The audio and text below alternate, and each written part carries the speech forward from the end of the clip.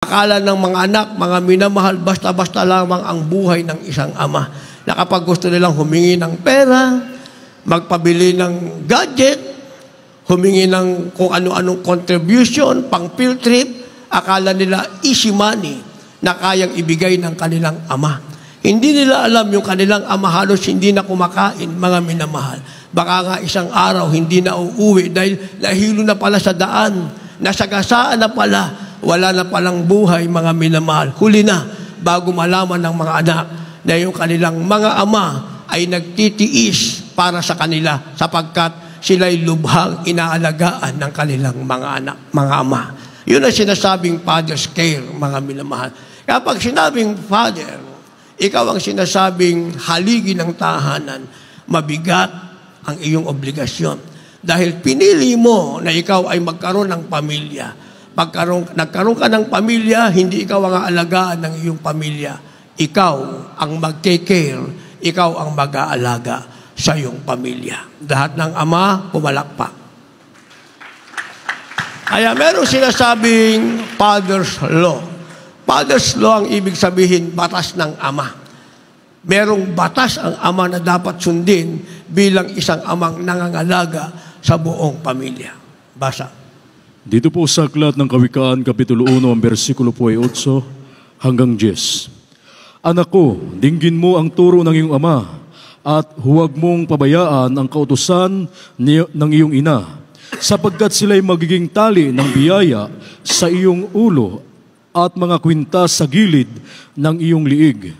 Anak ko, kung ikaw ay hikayatin ng mga makasalanan, huwag mong tulutan. Amen. Lahat magsabi ng praise the Lord. Itong sinasabing father's law o batas ng ama.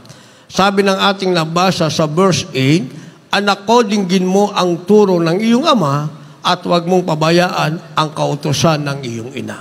So, ang ama ng tahanan, siya ang haligi ng tahanan at ang ina naman ay sinasabing ilaw ng tahanan. Kaya nga magiging matibay ang isang pamilya dahil may haliging matibay at may ilaw na maliwanag. At ito'y nagiging matibay at nagiging maliwanag ang sabi, kung susundin mo ang turo ng iyong ama, sabi ng ating nabasa mga minamahal, at iyong didinggin ang kautusan ng iyong ina. So dinggin mo ang turo ng iyong ama at dinggin mo ang kautusan ng iyong ina. Ito'y sinasabing father's law, mga minamahal. Ibig sabihin, sa loob ng tahanan ay merong batas. Ang gumagawa niyan, ang haligi ng tahanan na siyang ama at ilaw ng tahanan na siyang ina. Gagawa sila ng batas, mga minamahal. Kaya sa mga kabataan, kung ano inyong napakinggan, sinabi ng inyong mga magulang, yun ang inyong susundin. Dahil yan ay batas na tahanan na dadating ang araw, kayo rin ay magiging ama at ina ng tahanan. At sa inyong pagiging ama at ina ng tahanan, gagawa rin kayo ng batas sa loob ng iyong tahanan. E ang sabi ng verse 9, sapagkat sila'y magiging tali ng biyaya ng iyong ulo at kwintas sa ligid ng iyong leeg. Dito pala dadating sa iyo ang biyaya.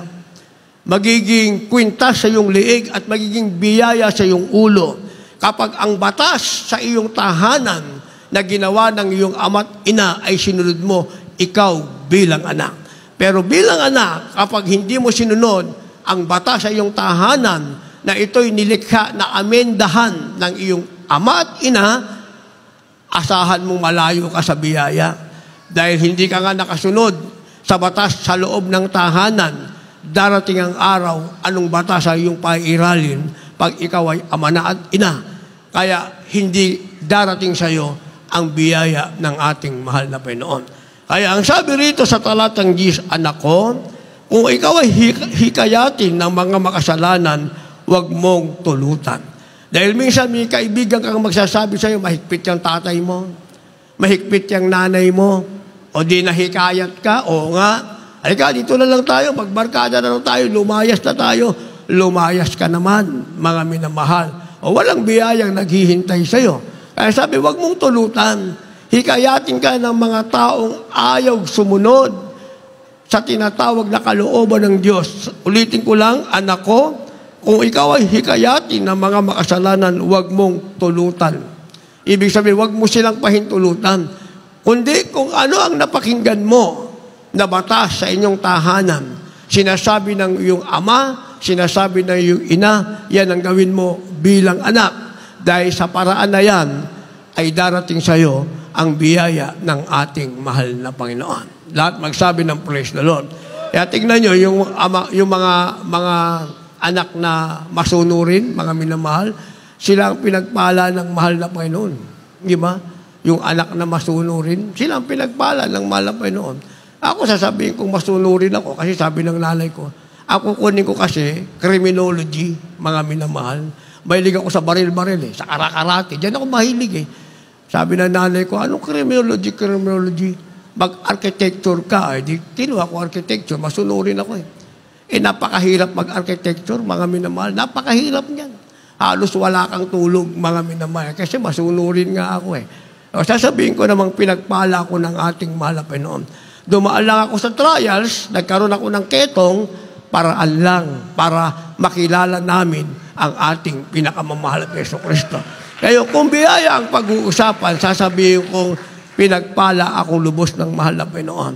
Sinasabi ko nga, mga minamahal, na yung mga kapatid ko, kinasal sila. Tag-100,000 tinanggap nila sa nanay ko. Pero ako'y kinasal, hindi ako kumingi kahit 5, mga minamahal. Bakit? Dahil sapat na sa akin ang biyaya ng ating mahal na Panginoon. Kaya nasa iyo ang biyaya ng Diyos. Bilang anak, kung ikaw ay magiging masunurin sa iyong ama at ina. And finally, mga minamahal, dahil ang ama'y naging perfect father, kagaya ng ating amang nasa langit, meron tayong tinatawag na firm families. Firm families, ang ibig sabihin niyan, matatag na pamilya. Ang pamilya mo ngayon ay matatag, magkakaroon ka ng pamilya, magiging matatag sila, at sa susunod na pamilya muli ay magiging matatag sila, ibig sabihin sila'y pamilyang kasama sa mga anak ng Diyos, tagapagmana ng buhay na walang hanggan. Last verse, maganda ating manugtog, mga magpawi. Dito po sa Ecclesiastes, Kabanata 4, talata po 9 hanggang 10. Dalawa ay maigi kaysa isa, sapagat sila'y may mabuting kagantihan sa kanilang gawa. Sa 10, sapagkat kung sila'y mabuwal, ibabangon ng isa ang kanyang kasama. Ngunit ang aba niya sa nag-iisa pagkasiya'y nabubuwal at walang iba na magbabangon sa kanya. Amen. Amen. Sabi ng ating nabasa, mga minamahal, sa verse 9, dalawa ay maigi kaysa isa, sapagkat sila'y may mabuting kagantihan sa kanilang gawa. Ang ibig sabihin, kung sa isang tahanan, hindi lamang ama ang sumunod sa kalooban ng Diyos. Ang ina ay sumunod sa kalooban ng Diyos. Ang mga anak ay sumusunod sa kalooban ng Diyos. Ang meron sila ay matatag na pamilya. At yung mga anak ay magkakaroon ng panibagong pamilya, at yung anak ng anak ay magkakaroon uli ng bagong pamilya, dahil nagkakaisa silang sumunod sa kalooban ng Diyos. Ang tawag sa kanila, firm families o matatag na pamilya. Kaya sabi ng verse 10, sapagkat kung sila'y mabuwal, ibabangon ng isa ang kaniyang kasama.